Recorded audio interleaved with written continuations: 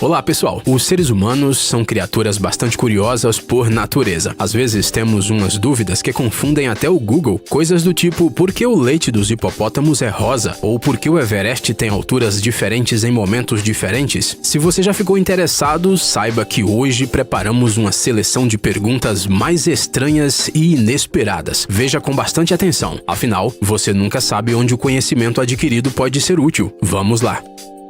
Por que os italianos levam queijos ao banco? Lembra que na infância, às vezes a gente usava pedaços de papel ou alguma outra bugiganga como dinheiro para, por exemplo, comprarmos algo de outras crianças?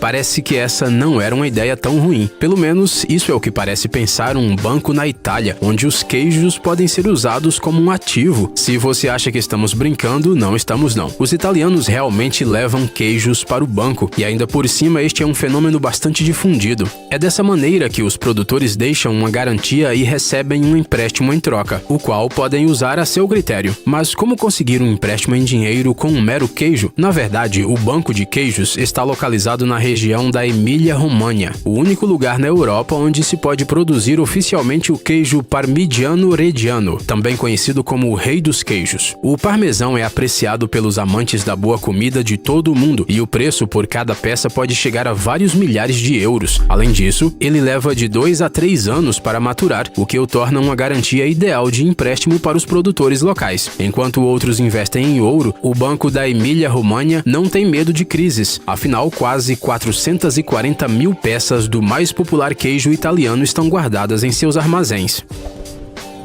Quando vai cair a Torre de Pisa?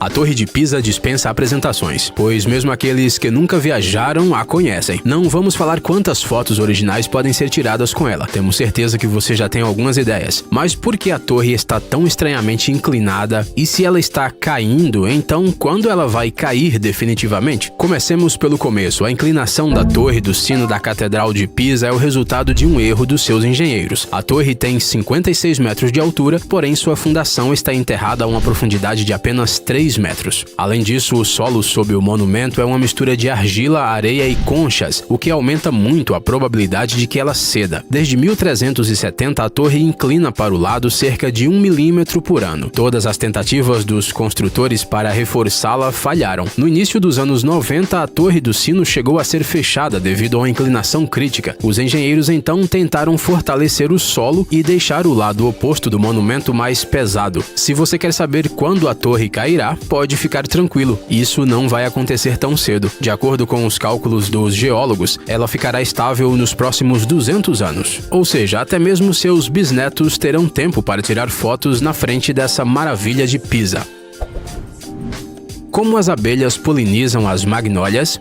As abelhas são realmente trabalhadoras. Elas polinizam muitas plantas, permitindo que deem frutos e floresçam. No entanto, esses habilidosos insetos listrados nem sempre foram os principais polinizadores. Esta é a magnólia, uma das mais antigas plantas com flores. As flores de magnólia também contêm um néctar que atrai insetos. Mas o problema é que a estação de polinização dessa planta termina antes da chegada das abelhas. Você provavelmente deve estar se perguntando como as magnólias são polinizadas e se espalham pelo mundo, então. Bem, nós temos a resposta. Esta planta apareceu na Terra muito antes das primeiras abelhas, cerca de 95 milhões de anos atrás. Os principais polinizadores naquela época eram moscas e besouros que visitavam acidentalmente suas flores. Por isso que hoje em dia a principal razão para a reprodução das magnólias são os besouros, os quais são atraídos pelo formato de seus botões. Temos que reconhecer que esta não é a forma mais rápida de polinização, mas mesmo esses insetos que se movem lentamente são suficientes para transferir o pólen de uma planta para outra. Por que os babuínos sequestram filhotes de leão?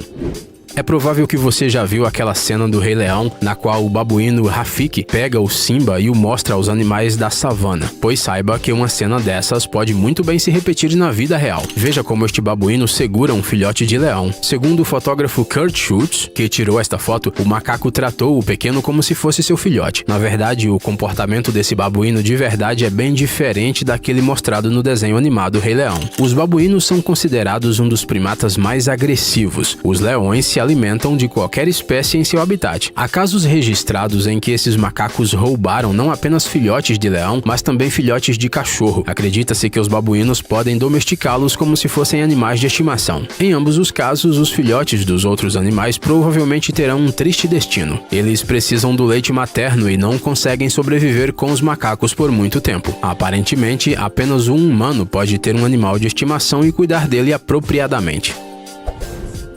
Os grandes felinos vomitam bolas de pelo?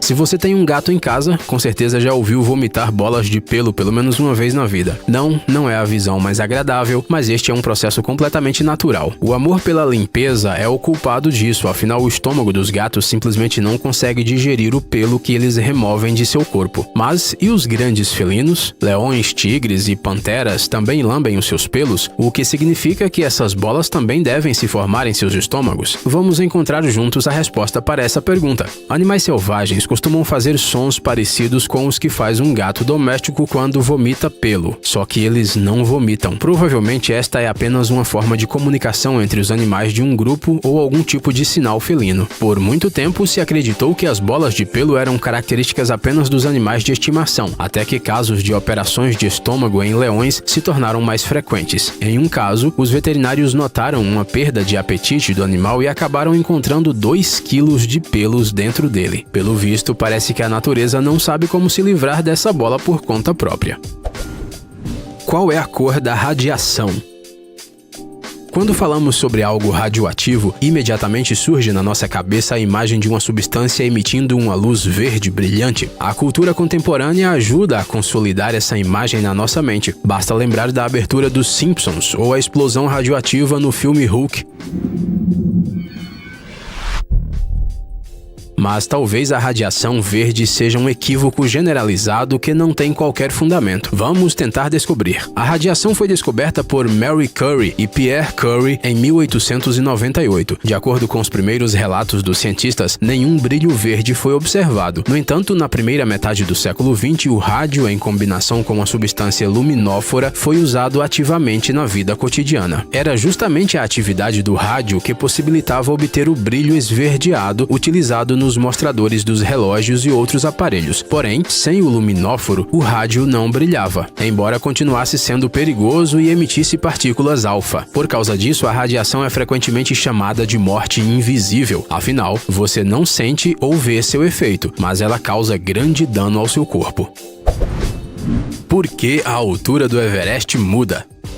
O Everest é o topo mais alto do mundo, mas mesmo a montanha mais famosa pode ter uma altura imprecisa. Em 1992, uma expedição da Itália determinou a altura do Everest em 8.848 metros. 7 anos depois, cientistas americanos, usando o sistema GPS, descobriram que a montanha havia aumentado 1 metro. Os problemas não param por aí. A cada 5 a 7 anos, as expedições coletam novos dados e o pico diminui ou aumenta. O geólogo Roger Bilham, do Colorado, tem toda uma teoria sobre essas variações. Uma diminuição de 66 centímetros na altura foi observada no século passado, durante um grande terremoto em 1934. Roger sugere que, devido à sua localização em uma área de alta atividade sísmica, a montanha diminui durante os terremotos e, durante os períodos de calmaria, aumenta novamente. Para testar essa hipótese e estabelecer uma altitude média precisa, o Nepal fez uma parceria com a China para lançar sua própria expedição, cujo orçamento foi de $250 mil.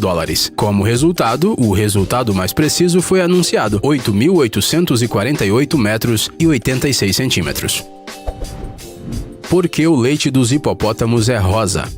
Se você assistiu pelo menos algumas partes de Guerra nas Estrelas, com certeza se lembrará do leite azul. Você não precisa ir até Tatooine para beber algo assim. A nossa própria terra também pode surpreender. Dá só uma olhada neste leite rosa que os hipopótamos produzem. Segundo alguns internautas, isso é resultado da ação do ácido hipúrico presente nas glândulas dos hipopótamos. Mas a verdade é que o leite rosa nada mais é do que uma lenda da internet. Os hipopótamos liberam pigmentos vermelhos com o suor, mas eles nunca se misturam com o leite durante a alimentação. As secreções naturais são necessárias para proteger a pele do animal do sol. O suor é inicialmente transparente, mas fica vermelho com o sol. Você se arriscaria a beber leite rosa se para isso tivesse que ordenhar um hipopótamo? E aí, cara, tá cansado de vídeos sobre animais fofinhos e histórias comoventes? É hora de mudar pra algo mais sério. Os carros mais radicais, os robôs mais legais e uns gadgets secretos. Pegue sua porção de tecnoadrenalina no canal Tech Zone. Inscreva-se agora mesmo, estamos te esperando.